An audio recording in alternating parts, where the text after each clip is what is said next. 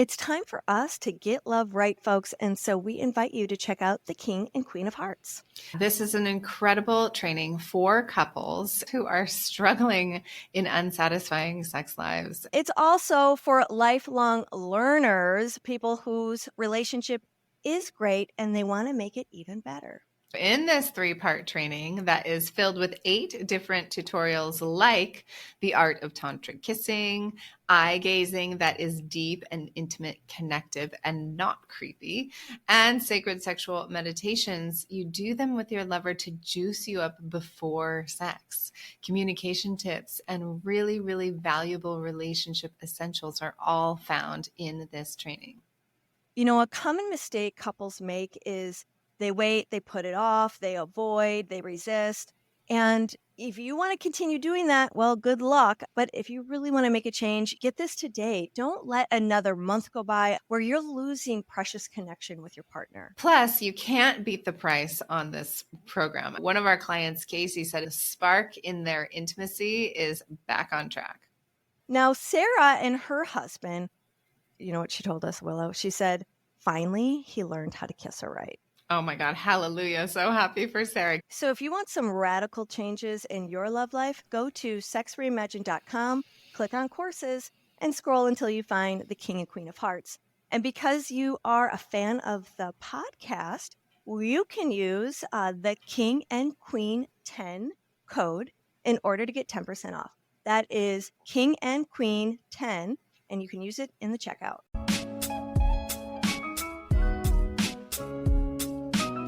Hey everyone, I'm Dr. Willow Brown. I'm your Taoist expert here at Sex Reimagined. And I'm Leah Piper, your Tantra expert at Sex Reimagined. And today, Leah and I, just the two of us, talk in depth about ways that we keep ourselves safe in intimacy and in all kinds of areas of our life. And also how those ways that we keep ourselves safe also block us from the love, the sexuality, the intimacy, the true desires that lie deep in our heart. Yeah, and so this is a system. It's really fascinating because you get to see how our childhood shapes how we handle getting triggered. So we're going to talk to you about all the amazing stages of development that would teach your nervous system to pick up various strategies. So you got to tune in, Turn on, and fall in love with Leah us. Welcome to the Sex Reimagined podcast, where sex is shame-free and pleasure-forward. Let's get into the show. Leah actually has been studying this for, 7 years. She did 7 years straight, but it's been many years since then, and she uses it constantly, and it's what makes her such an incredible teacher. And her ability to kind of like read a room is really profound because of this medicine. So I dove into it a couple of years, maybe like four years ago. And, it's been a game changer, especially in more triggering areas of life, like in intimacy, in sexuality, in financials, in, home and family. So we wanted to share it with you because we think it is foundational to having a great, intimate, and powerful love life. Yeah, I mean, this has become so useful in partnership, in your relationships at work, in your relationships to your kids, in relationship to your partner, in relationship to your best friends. And so what we're talking about here is a model of pattern typing that allows us to understand how we get triggered and what we need to do to get out of trigger. You're probably all aware of astrology. Maybe you know about human design. Maybe you know about the Enneagram. We've got all these different systems that have found a formula that has patterns that people relate to that help them understand themselves. And so this is a system also that has created a formula that it makes sense, where people have been able to study. In particular, the originator of this work is William Reich.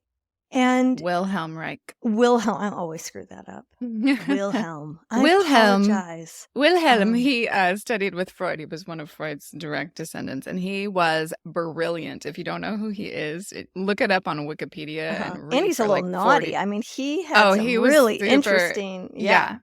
I mean, he actually developed the whole cure for cancer back in the 20s. Oh, really? With the orgone therapy machine. The machine. The machine and like he got in trouble for that machine. He got thrown in prison and all of his work destroyed, and then he died 1 year into his 2-year sentence in prison. Really? Oh, See, yeah. Scandal. Oh, but so much scandal. That doesn't mean this isn't brilliant.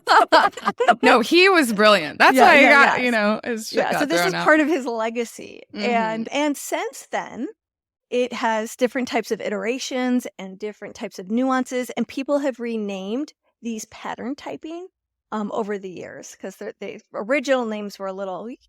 Yeah, and if the word pattern isn't, you're like, what the hell are they talking about pattern? You can think about these as strategies to keep yourself safe, strategies to keep yourself protected, strategies to keep yourself from getting hurt, keep yourself from getting hurt physically, but also emotionally, and primarily emotionally. This is a lot of like deep psychology. In fact, in psychology, most psychologists will study this a little bit to some degree. So it's also mentioned in so many different books. It is, yeah. So if you, I recommend Stephen Kessler's personality patterns. Yeah, the five personality patterns. That's where you'll get it the most. And then it's also in Eastern Body, Western Mind. It's in Brené Brown's book. Yeah, totally. Not Brené Brown. Sorry, Barbara Brennan. Yeah. So one of the things that I think sets it apart from other systems that take a look at helping us make sense of ourselves. A lot of those other systems have to do more with our personality. And my experience is that this has to do with the body. It is showing how, as we were younger, we came up with strategies that helped us survive our childhood. Even if we had awesome parents, there are still gaps and holes that happen in our childhood that we had to navigate in order to grow up, right? So whether that was a trauma, something really significant, like maybe there was a birth trauma and you had a hard time coming into the world, or maybe you were left crying in your crib for too long, or maybe there was sexual abuse from your father or your older brother. A severe car accident. Yeah. Cancer. I mean, it's Traumas. Runs the gamut of when you have something in life that's kind of an inflection point and you may not even know it. You may not even have those memories. It doesn't matter. The point is, what I'm trying to get to is that there are times in life where energy hits our nervous system, and we don't know how to manage it. And so the body has to orient to that, and it creates strategies and ways of holding the energy so that we can get through the crisis and move on. And as an adult, we can all recognize that we get triggered by other people. We get triggered by life circumstances. We get triggered by friends, family, and so on. And that causes a reaction.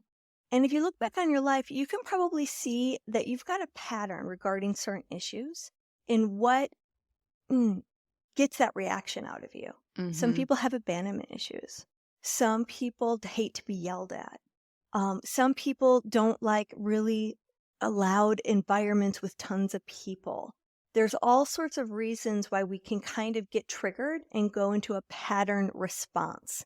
And so as we kind of go on in this episode, we're going to share more and more with you what those look like. And then you can start to try them on and go, that resonates with me. That's something that really feels like I might do. And what I love about the system is that it gives us ways to come out of pattern because these strategies from childhood stop being effective.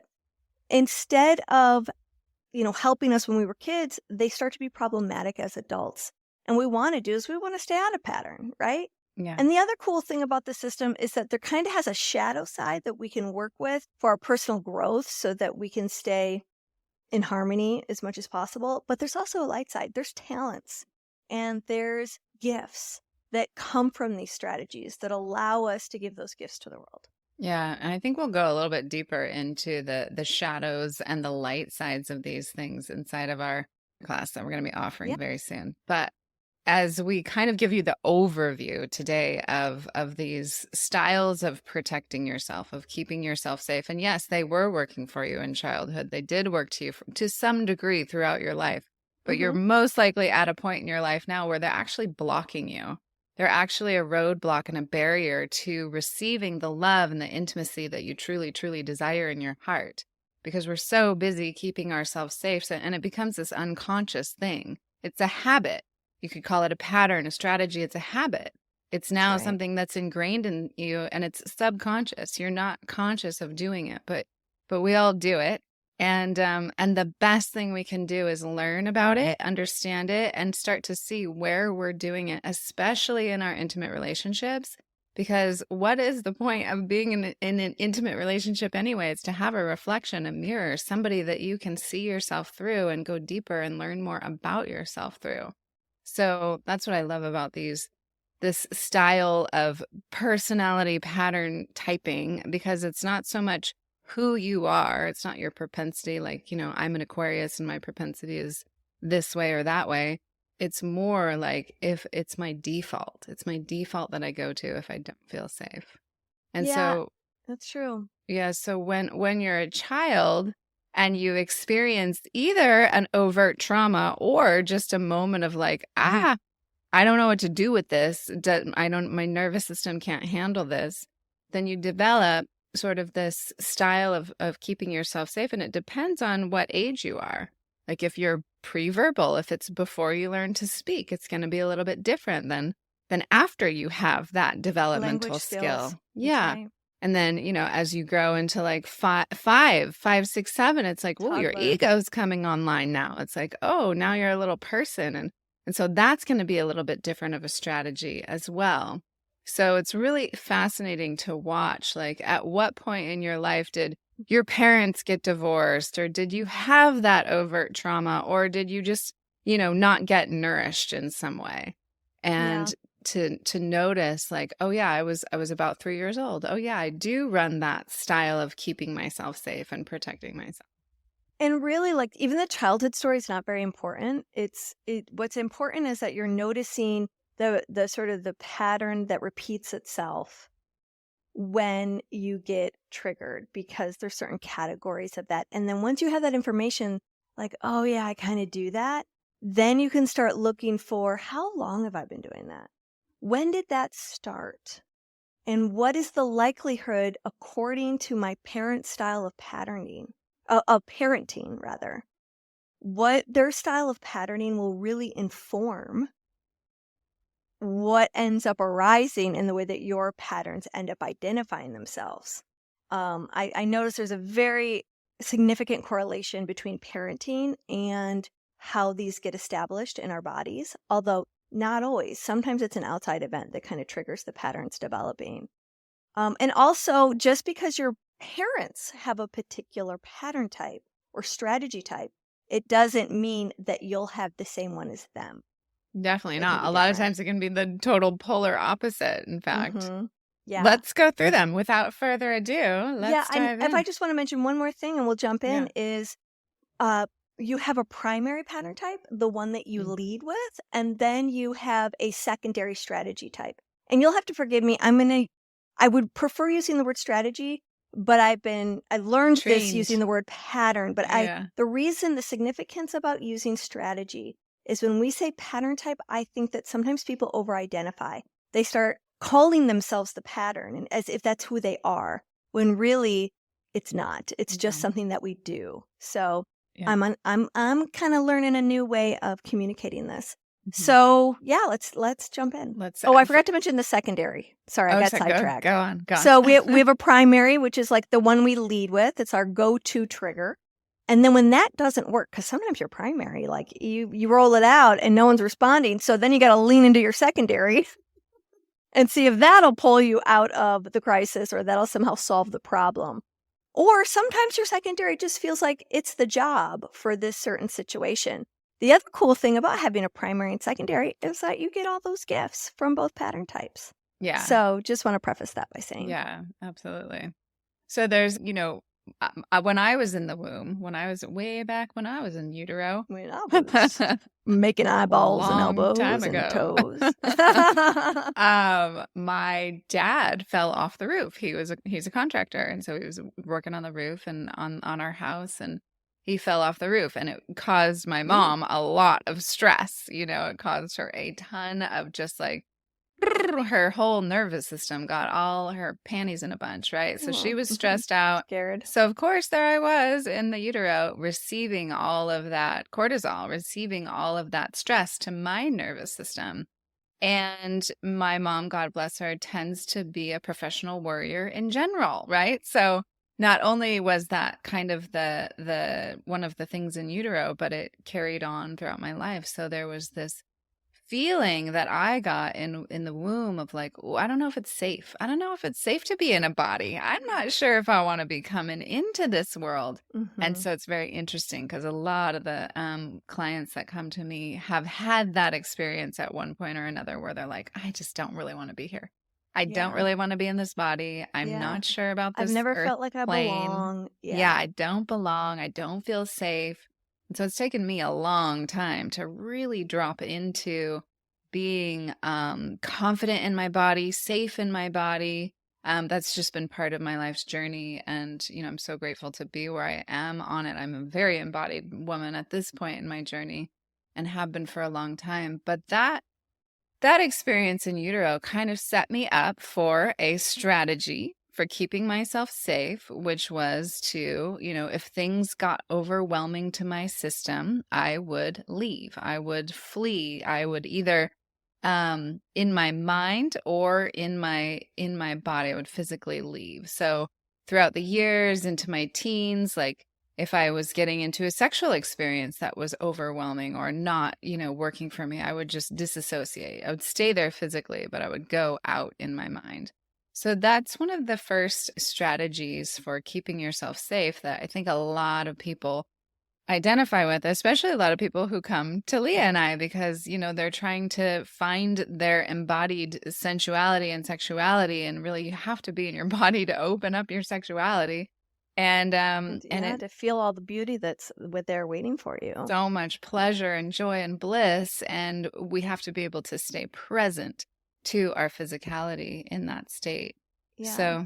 So although everyone disassociates, this particular pattern type, the lever, it's the name of it, the lever, has a closer relationship oftentimes to disassociation. It's just, it's kind of like they go to their safe place. It's, and people do this, even if you're not a leaving pattern. One of the things, if you've noticed that you've experienced disassociation, and it's a brilliant thing that the body knows how to do. Thank God we know how to, go away when we are in a traumatic experience so that our psyche stays safe. And so some people, they go up. Some people go to a place in their mind. I notice that I go to a tree, usually outside of a window. And so when you have the leaving pattern, you might have more awareness to your habit of being in a stressful situation and just going away.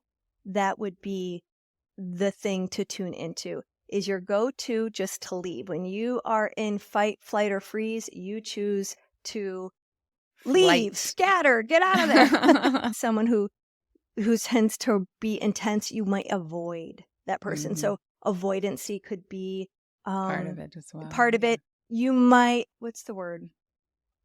You might be more introverted.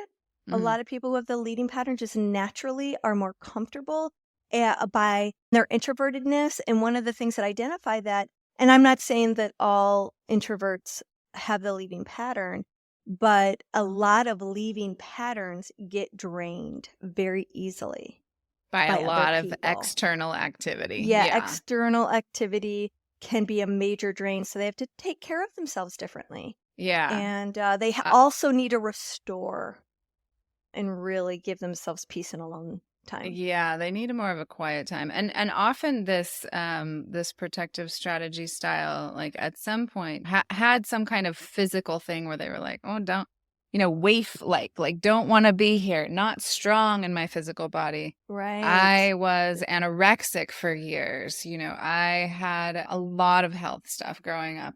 And, very kind of weak and fragile. And so I had to work hard to rebuild my constitution, my original constitution. And I think that, one of the beautiful things about this strategy style is there ability to kind of go up and out. Like the energy runs through the body in each one of these pattern styles in different ways. So maybe we'll touch on that a little bit. So the energy for this one, it's like, okay, overwhelming situation, I don't feel safe, or just too much, like too much input to my system. The energy will go up and it will go out, sort of to one side or the other, up and out. And so there is also this beautiful connection to heavenly energy, higher consciousness, spirituality, psychic energy that we have. So we have this ability to, if we can kind of mend and heal and understand this, we can bring that psychic, higher conscious energy down through the body and actually channel it. It's real talents for that. Yeah, it's like one of their superpowers is they're able to go out to like the collective everything that's out there in the universe, and they are able to bring it back in. So we have a lot of people who do the leaving pattern who are scientists, who are mathematicians, and also artists, who are dancers, who are in spiritual leadership roles. So there's a way with which they're often connected to the mystical realm, or they're connected to really complex realms of shapes and science and mathematics. And I always recognize these people, they're the ones who, like, I don't know, I always think that they get the easiest test scores. Like, they don't have to study as hard as the rest of us. Well, that wasn't my case. Oh, that wasn't your case. Okay. I had to work my ass off in school. I also noticed that, like, a lot of leavers, they'll ask me a question, and then they'll have the answer before I can come up with it. It's almost like they go and pluck it out of my head. So they're pretty fast processors, many of them. Yeah, that's and funny. And when they are embodied, like I know so many leavers who are in the Tantra world. Mm-hmm. And so sexually, they can be very connected and intimate, but it's always in relationship to how safe they feel. Mm. So anything can bounce them out. But when they really are there, they're some of the most beatific of people, and they have a certain body type. There's a real them are really slim, willowy, elegant structure in their body. There's sort of like an angelic vibe to them. Yeah, very angelic. Yes. Yeah, very kind of whimsical. Yeah, fairy-like. They have a whimsy about them. Totally. I would like to come back and maybe be a leaver in another life. I really like their look. Well, let's talk about the pattern you run, darling, which is the next one. Okay, so if you're, let's say you didn't have a trauma in utero or around age 1 or, in that age range, kind of like before you really were like, whoa, a body. Okay, here we go. Yeah, pre-verbal. Also, definitely pre-verbal and almost kind of pre-physical, but coming into your physicality. And then we go into like age 2, 3, where it's like toddler. Still kind of, kind of getting language. It's starting to come, a little toddler. You're like, just kind of, your brain is just like open and wide open. Curious, and you're like, I am in a body, and wow, there's so much to explore. Let me put it in my mouth and figure out what it is. Yeah. You're still very much dependent on your caregivers, but you can start to move around on your own. Yeah. You are starting to discover the world, and you're starting to discover your physicality much more, your body and your, all that stuff. Talking and so this one's called the merging pattern. Yeah, the merging pattern. And so this is a pattern that, as an adult, what can often happen with this pattern when they get triggered is they can oftentimes feel lost. They look outside themselves, especially like when it comes to getting the answer that they need, or getting the love that they need, or getting the validation that they need, or getting the approval that they need. They're always sort of outside trying to get the answer, instead of being able, with the skill of self-referencing, looking for the answers that they need within. So they oftentimes have a struggle with feelings of worthlessness and, am I loved? Am I lovable? And so there's almost like there's this well that never feels like it can get full. Sometimes it feels bottomless. Sometimes the emotions feel bottomless. Sometimes the hunger feels bottomless. So these people are also kind of called the pleasure loopers. They're the ones who will, they'll be there for you in the middle of the night if you're struggling with that divorce. They pick up the phone. They They're good listeners. They're good friends. They give you the shirt off their back. They really care, and they want to take care of those around them. If they're the host of the party, are you cold? Let me change the temperature. Are you hungry? Let me fit you a sandwich. Does your neck hurt? Let me rub your neck. They're just kind of the hostess with the mostest, or the host with the most, in terms of their desire to have connection. And their split, when they developed the strategy, it was usually because a need went unmet. Mm-hmm. Something happened around that age of being a toddler where we were left when we needed nourishment something to hold. of some we needed sort. nourishment. Yeah. We needed to be protected because we were too small to protect ourselves. Mm-hmm. And so there's this feeling of, if I can just merge, I can finally get safe. Yeah. If I can get close enough, I'll be okay. And yeah, this is really the person you'll recognize them in yourself or in your life, and people in your life. They're the people who are like, you'll be like, do you want to do this or do you want to do that? And they'll be like, well, what do you want to do?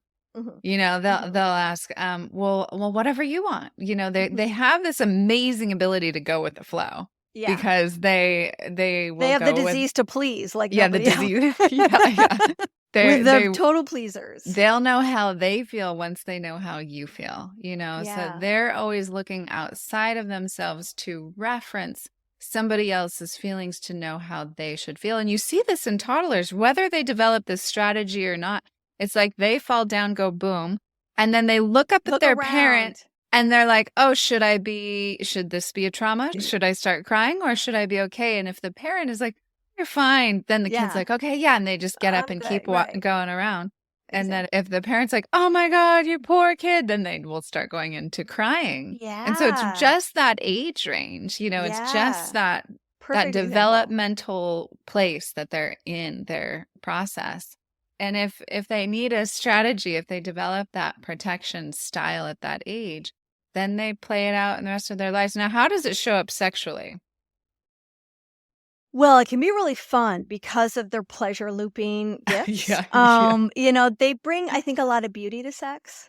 They do. They're amazing lovers, amazing partners. They have this very generous, just incredible ability to love. And their bodies tend to be very curvy and sensual, and because they love the senses, they love to taste, and that is a symbol for everything in life. It's like they love to taste all the things, and then they like to feel all the things. If you go to like a workshop, this is the person that brings all the stuff. They've got a sheepskin rug and a cozy chair and all their drinks and tons of snacks, and then they offer lavender you spray for your face. Right. It's like they have all their comforts. Yeah, they're so very if you looked sensual. in my pantry, you would see a great example of a merger panning type, because it's like, I'm going to be safe if I've got comfort. And so it's like there's this thing, we want to even merge with the taste of food. We want to merge with that cozy blanket. We want to merge with comfort. We're seeking comfort all the time, it seems like. And and so, but like, again, also sexually and in intimate partnership, when we get triggered and we feel lost and someone is blocking us from merging with them, we get scared, and then we can often puddle. And it's like the puddle never ends. There can be a neediness oftentimes that comes with the merger strategy because we lose ourselves. And so one of the best things you can do for a little merger that's puddling is just stay with, what do you need? And they're not going to have the answer. So you just stay with that question until they can find their way out of the puddle. I hate that question, by the way. Of course you do. When I'm upset, I don't know what I fucking just tell me the answer. Can't you see I'm suffering? This is how you walk yourself out. Yeah, exactly.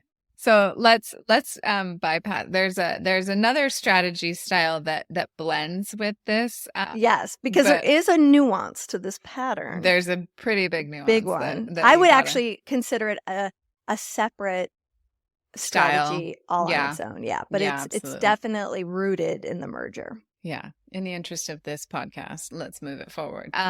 after that toddler period of development, then you're like, you've got some words, you've got some language, you're cruising around, you're maybe like 4, 3, 4, 4, 5, something like that. Yeah.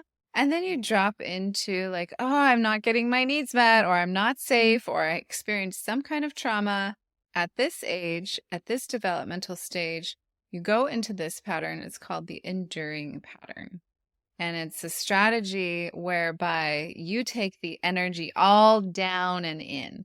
And oh gosh, you're going to recognize these people. These are the ones who, like, if something's bothering them, they'll just go sit in the corner with it and kind of brood and figure it out inside of themselves and work it this way and that way until they can find their own solution. But they often didn't get enough time and space to do that as children. So a great example would be like, the mom who's always finishing the kid's sentence for them, or the mom who's always kind of over, or the dad or whatever, the caregiver who's always overriding what that child authentically wants or desires or thinks that they need. They'll be like, oh, you don't really need that. You need this. And so there's the concept of their own authentic needs and desires gets overridden quite a lot.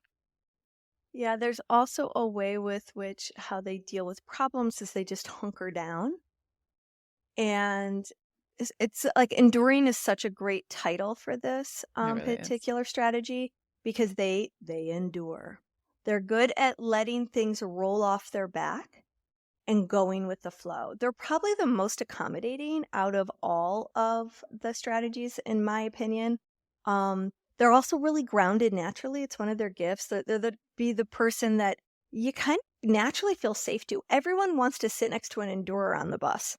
Oh, yeah. So it's like a lot of teachers have this strategy type because they don't get upset very easily. They're kind of naturally non-reactive. Yes, non-reactive generally is one thing that's a great gift of theirs. Here's where they can get in trouble is they let things roll off their shoulders. They let things roll off their shoulders. They let things roll off their shoulders over and over and over and over and over until suddenly they're backed into a corner. And there's nowhere else to go. They are in a corner and their only option left is to push out. And so there's an enduring anger that is a suppressed part of their emotional system. And so then they push back. And when they push back, they're often turn around and never look back. And so if you've ever had a relationship or friendship or somebody in your life who you were like, well, gosh, they sure overreacted. And then they just disappeared. What the hell? It's you press the last button of an endurer, possibly. And so that's one of the things you'll see in an endurer. Also, endurers tend to have a propensity towards depression. And it's like, and how I would describe their depression would be to be pressed down, to be sort of that repressed part of them that when it comes to a problem, they have to sort of brood, like Willow said. And if you're in a relationship with an endurer, you got to give them space. Their processing system is a little bit longer, and they need the time and the right to have boundaries. Because a lot of times they became an endurer because what was around them, people were in chaos, and they had to sit still and endure the storm, weather the storm. And so they've learned how to sit still, sit quiet, and be left alone.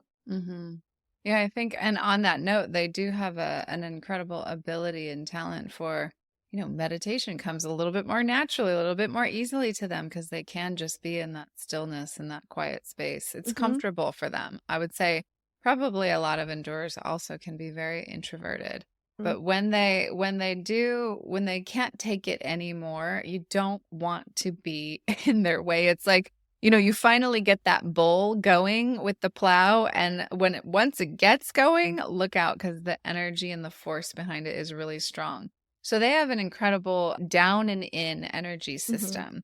And so they are able to ground so easily. They're so, when you so see people embodied. so embodied, when you see people who are like, they're so grounded, it's potentially they run this as a strategy. I definitely run it as a secondary strategy. Yeah, both Willow and We Ivy's do are our both. secondary strategies. Yeah. How would you say the Endure is sexually? What's their jam? Oh God, they're fun sexually because they're so in their bodies, right? I feel like they have a lot of access to their first and second chakra. And then if they're confident in that, I mean, fuck, it's game on. Yeah, I think also they're good at holding space. Yeah. They're good at being present. So, Yeah. so one of the things they really bring to the table in intimacy and in sexuality is a feeling of safety and feeling of like, this is natural. Yeah. And Very so easy you tend to to be find your with. comfort zone really quickly. Like intimacy tends to be pretty quick with an Endure Yeah. because they already feel good in their skin. Yeah, they're good in their bodies. Yeah, They're they're and not they're tripping on it. available. Yeah. Yeah. It's really beautiful. And their body types are very strong. They tend to be more bottom heavy. And so you can kind of feel like when they're walking in their body, they're really walking in their body. Yeah, they got like tree Where trunks like for legs. I think of levers as sort of having a lovely prance, Prance, yeah. Yeah. Very light on their feet. Yeah, totally. Where a merger kind of swings their hips. Yeah. They're like dancing all the time. And around. so, Willow mentioned that with levers, the energy goes up. With Endures, the energy goes down. And with mergers, the energy goes to the heart. Makes sense. Yeah. Okay, so beyond the enduring, we go into the age range of more like I'm 5, I'm 6, I'm a person. Okay, now I'm a like a little person. Yeah. So this will be what we call the aggressive pattern. And this style is they really orient to the truth. So what are the facts? This is really important for them because usually this age range, they were parentified in some way where their caregiver, their parents didn't have the knack for parenting or they couldn't hold the container, whatever. Yeah. Like maybe they were alcoholics or maybe they were workaholics or maybe they just weren't there at all. And so the kid had to step up and be like, okay, I'll take care of it. This is the kid who took care of all their younger siblings because the parents weren't available. Yeah. My grandparents had 15 children. So there's a lot of with no birth control. Yeah, there's a lot of aggressive pattern style in in that great big family structure because they were all taking care of the younger kids. They all got parentified at a young age, not all, but many. And so it's very interesting to watch this pattern style. This is also a challenging one for me, and I tended in the past to attract them in intimacy, in intimate relationships. And so, of course, whenever they would get into their strategy of keeping themselves safe and protecting themselves, their energy goes out, kind of like out directly at you. So it can feel really overwhelming for someone with the leaving pattern, such as big myself. Energy, big charisma, and also big when they're upset, boy. Oh God, big charisma, right? When you walk into the room, if you're in their glory, if you're in their limelight, like you are going to feel like the star of the show. Like they shine a really big light. Yes. They're sun so just bright. Came out, Yeah. man. Yeah. That's why they're so attractive. It's like when they're present with you, it's like they're shining the sun on you. And when it's nighttime, they're shining the moon on you. Oh yeah. They are so delicious because they're powerful and they're competent and they had to be they had to learn super fast. So they got good at a lot of things because their survival depended on it. And their core wound is I don't trust anybody. Because they couldn't trust their caregivers to really keep them safe. And so they had to grow up fast. They got incredible street smarts and they are able to know where danger is. And they're they're the type of people who jump out of airplanes, they might join the military and be super successful in it. They have this adrenaline connection. They can do super scary things and make it seem so easy. And they have a struggle with asking for help. Asking for help was like meaning death. it means weakness. Yeah. And so it's hard for them to trust that anyone can do it as good as they That's right. can, because they Right. learned early on, nobody can do it as good as I can. I have to do it myself. Yeah. So when they're vulnerable, they can sometimes have a knee-jerk reaction to fight. You know, Mhm. it's that we do not flee. We do No. not freeze. No, We fight. we fight. Yeah. And so they often have had parts of their childhood where there's been considerable violence. And as someone who's oftentimes in relationship with an aggressive pattern type, they're great protectors. They watch out for everybody. Oh, yeah. And they watch out for the little guy. Mhm. They really can be the hero, but sometimes they can have hero complexes. And, you know, they want to always rescue the damsel in distress, or they want to be the knight in shining armor. Mhm. And So- because of this not being to ask for help, oftentimes their adrenals burn out. They go, go, go, go, go, and then they flatline. Or they'll get in an accident that forces them to ask for help, you know, like the hospital. And Mhm. where the choice to ask for help is taken away from them And because they they don't have a refuse to pay choice. attention to the signs. So Yeah, they then just have it's to. forced on them. And that's a health crisis right there. Yeah. Don't let that happen. Don't let that happen. Yeah, That's they the come from beauty. vulnerability. Yeah, that's the beauty of like understanding and knowing these styles. The rigid pattern, we Mhm. go into the age range of more like, okay, now I'm a like a little person, like Yeah, 7, 8, 10, 9. yeah. I'm getting closer to like the transformation of Individuation. teens. Yeah, you've got more of a persona Benchmarks. coming online, more ego coming online. Yeah, exactly. Yeah. And so More this- expectations are coming online for you, you know, like you start to learn how to pick out your clothes and, you know, you Mhm. might start having homework and those things like that. You got a little teeny bit more responsibility. So this pattern style is like, if they don't feel safe, that their strategy to get themselves back to safety is to hyper organize. It's the rigid pattern. So think about like type A kind of people, you know, they're like, don't put that there, put it right here, 2 inches away from where I just had it. You know, Yeah. they can be kind of, they can be very critical of themselves and others. Mhm. They And struggle that's- with judgment. it's painful for them. You know, it's really not comfortable. They don't want to be stuck in that judgment place, but it's how they are keeping themselves from getting hurt. So, what else would you Yeah. say about Well, rigid? I would say that like oftentimes this gets put into place because of parents' expectations Mm. and then what they don't give. So for a lot of rigid pattern strategy types, the parent is, you have to be perfect. You have to do well. Our expectation for you is you have to hit this benchmark, and if you don't. So what they learn is that when they're perfect, they get love. And so they become very oriented to play by the rules. If you play by the rules, you'll be a success. So they become very good at structure and putting things in order and towing the line. So they're also going to be, you know, the kids and the adults that are upholders of rules. Rules mean safety.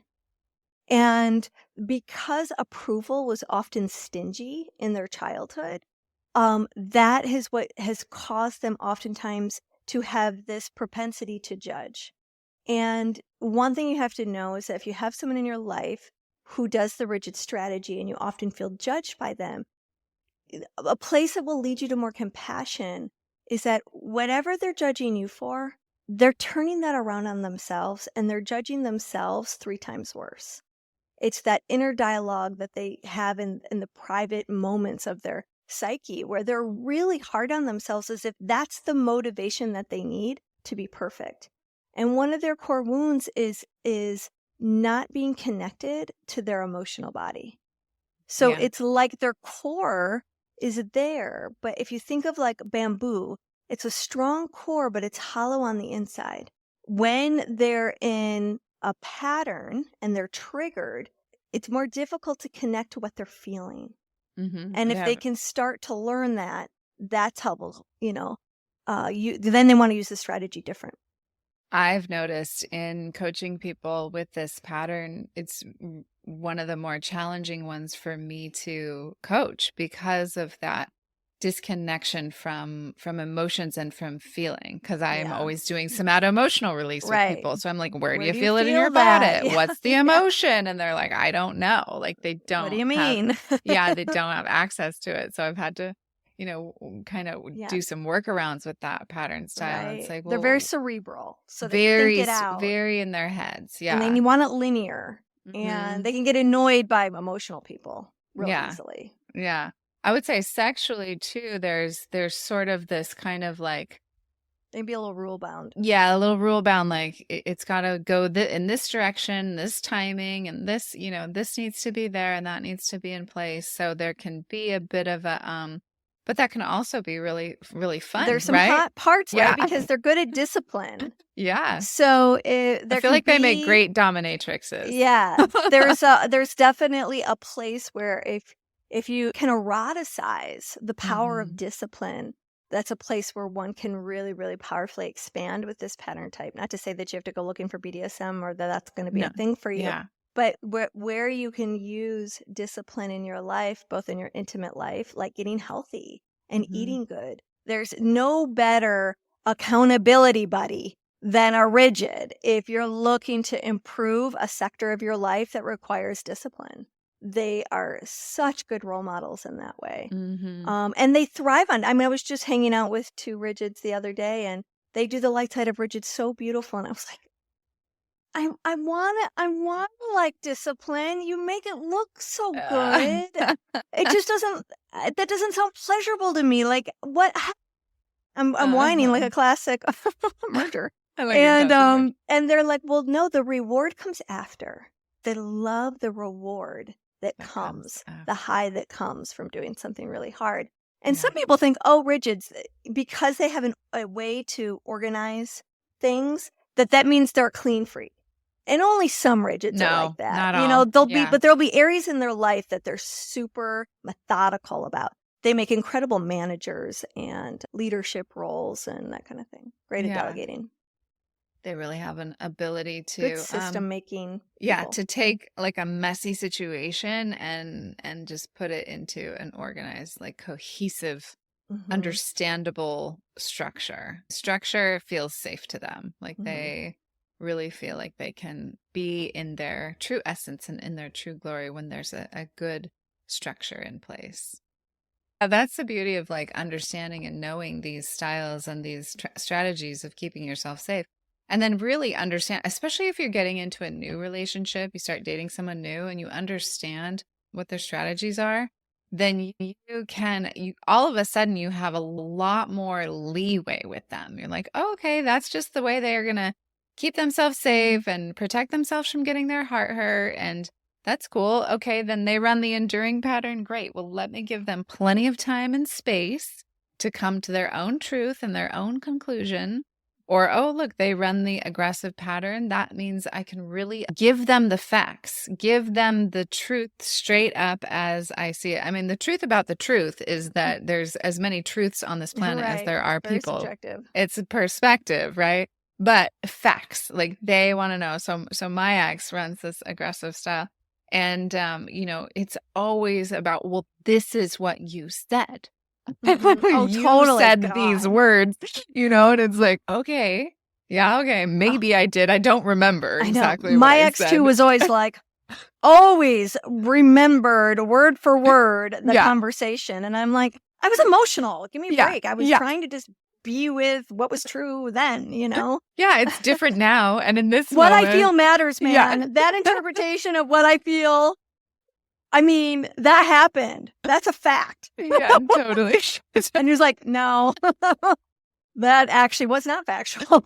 Yeah. They love information. They will win the argument. Yeah. They'll totally like, well, this is the info. This is what, and these are the facts, or these are the stats. These are the, they'll look up, my ex was always looking up like stats and info, like actual facts around it, scientific evidence, that was how he understood the truth. And so, it's a powerful, powerful pattern. Actually, I really love that pattern. It's taken me a while to love them, but now I think it's really easy to love them. It's when they're triggered. It's that challenging for 'cause me, especially as a leader. Yeah. Libras and the aggressive pattern type, when they are both triggered, the aggressive can be so overwhelming that it's really hard for a Libra to stay in their body Yeah, it pushes the and Libra hold it, away. because it just pushes them right out. Yeah. So part of the mastery is for the aggressive to have enough self-awareness so that, and this is true for all the patterns, then you start to learn the skill of what I like to refer to as energetic responsibility. Because what these triggers feel like is the impact of energy. It's, I am in overwhelm right now. And now my energy is not contained. It's not centered. I'm not connected to my core. I'm now in a state, my heart rate is going up, which makes it harder to really hear and listen and to gain perspective from somebody else. And so we have a way with which our direction scatters. And when we can start to learn how to contain our energy and take really exquisite good care of ourselves when we find ourselves in a triggered state where our pattern wants to take over, if we can start to learn about those sensations, those feelings, and what those signs are, it doesn't mean you stop going into pattern. But what it means is you start having things in place, tools that will help you come back from that patterned state so that you're less triggered. And the more practice you have with that, suddenly you can go, wow, I'm not going into pattern even though I'm triggered. I now have a different strategy for helping me stay present, for helping me stay connected to my body, for checking out what's going on, and for my ability to be in compassionate partnership to resolving conflict with the people that I'm in conflict with. And when you have these tools, then you're also able to see the people that you love in pattern, and you're able to facilitate the right kind of communication and language and create an energetic field. I know not everyone knows what that means, but be able to energetically hold you and at times hold them in a particular way that assists them in coming out of pattern or no longer needing their strategy to be in harmony with their environment. And it's pretty powerful. It's so powerful. Instead of being in a trigger fest with your partner, like ping-ponging back and forth, my trigger, your trigger, I'm in pattern, you're in pattern, I'm keeping myself safe in this way. No, you're a pattern. You're keeping yourself. No, you're a pattern. No, you're a pattern. You take responsibility for your own energy system and you find your way to presence. Really, I do like to say, like, you're in pattern or you're in presence, and you can be present to the fact that you're in pattern, sure, but you're still not in presence, because when you're truly in presence, there is no space for pattern. Like it's not, you're in a non-dualistic place, so there's not a I'm a this or an I'm a that. Well, one of the things you can do is use presence, and one of the first things that can help you connect to presence is tracking sensations in your body. Yeah, sensuality, noticing baby. that your heart rate's actually elevated. Yes. Noticing where you feel tight and contracted. You're noticing that heat rising up from your belly. You're noticing, like, and if you're looking at your partner, you're noticing their pupils dilate. You're noticing, like, their capacity to be present with you is limited. So their amygdala is on fuego, and you want to be able to read, your own system, get yourself into a state of presence, and then you can be with your partner who's clearly in a state of trigger and pattern as well. What our teachers often will say, like, 90% of people are in pattern 95% of the time. So our goal is not to ever, like, completely eradicate these patterns, but rather to learn how to live with them and maybe to live outside of them, like to have mastery over them 70% of the time. Yeah, that would be a great goal, because the light side of the strategies are so spectacular. Yeah. And if anything, the goal would be, how can I adopt the light side of all the patterns? Yeah. How can I be more skillful at adopting the genius zone of these various pattern types? Because they're all skills that we can learn. And the more that we understand the patterns, the more compassion, the more love, and the more skill we have in our partnerships with everyone, because everyone is going to have these childhood strategies that take them out of presence and that take them out of their heart. and out of their ability to be grounded and to stay in the loving. So this is just fascinating ways of understanding ourselves. And I find it so interesting how the bodies end up developing, like with the aggressive pattern type, they tend to have really muscular strength. They have strong cores, great athletes, musculature, very athletic, comes supernatural. It's a skill that they have that's kind of a talent. And so let's run through them, and we'll just kind of give you the names again and just give you just a couple words to highlight what they do when they're in patterns. So the first one is the leaving pattern, which is an easy one to remember because they leave. They flee.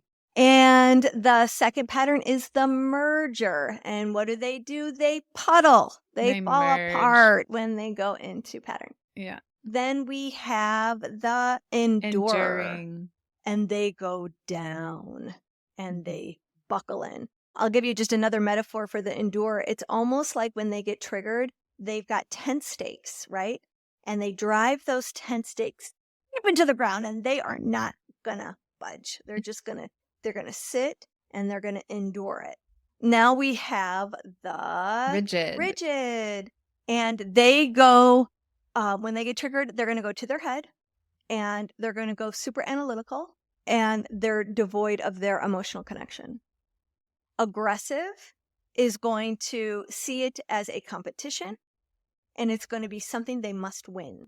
So they're going to go forcefully into the conflict and they're going to get bigger than you. They're going to get so big that no one else can fight back. So even in the smallest of bodies, people tend to go, oh, forget it. Winning this is useless. I can never win with you. Mm-hmm. Yeah. So the value of this is an absolute game changer for intimate relationships. For all of your intimate relationships. That includes your relationships with your parents, with your children, with your dearest of friends, with yourself, yes, with your partner, and people that you're close to at work. It is absolutely going to turn your perspective on its head in a good way so that you can actually move your relationships forward in a way that feels healthy, in a way that feels nourishing to both sides, and really brings forth more love between you, more connection, more understanding. It's about understanding. It's like, let me understand how you keep yourself safe so that I can understand you and I can bring you to presence. I can contribute. Yeah, totally. And there is, it's a beautiful system if you're a facilitator, if you're a teacher, if you run groups, if you are in a manager or leadership position, if you are an entrepreneur and you've got staff, it's one of those things from where you can really hold the group and get underneath the entire group, where you are modeling how to be there for people when they find themselves stuck. And if you're doing that from a group standpoint, how you model that ends up being a model for other people so that the culture within your working becomes more harmonious, more easeful, more collaborative. So one of the things we're really excited about is we've got a class coming up and we're going to take it to the next level. For those of you who really are piqued, your interest is going, I love personality systems. I love understanding ourselves and our psyches and our emotions. And I want to be really good at this thing. I want to get really good at loving. Yeah. So come to our class and you're going to learn so much more about how you can apply this to your intimate relationships, to your sexuality. Plus, you're going to learn about that extra one that we had to gloss over in the interest of time. And you're going to want to know that one because a lot of people run it. Well, and I do. So I really want you to know about all the nuances of this extra merger. So you definitely do not want to miss on that because a lot of people have this one. We'll put the link in the show notes and we'll see you there. Yeah. Love, love, love. Thanks for tuning in. Leah Piper is a tantric sex master coach and a positive psychology facilitator. Dr. Willow Brown is both a Chinese and functional medicine doctor and a Taoist sexology teacher. Don't forget, Your comments, likes, subscribes, and suggestions matter. Let's realize this new world together. Awaken Arousal Oil is my new best friend. Like Laura says, holy forking shirt balls, did it deliver on its promise. I could feel the blood flow and warmth, and that was the easiest I've ever achieved multiple orgasms. This is all natural botanical oils.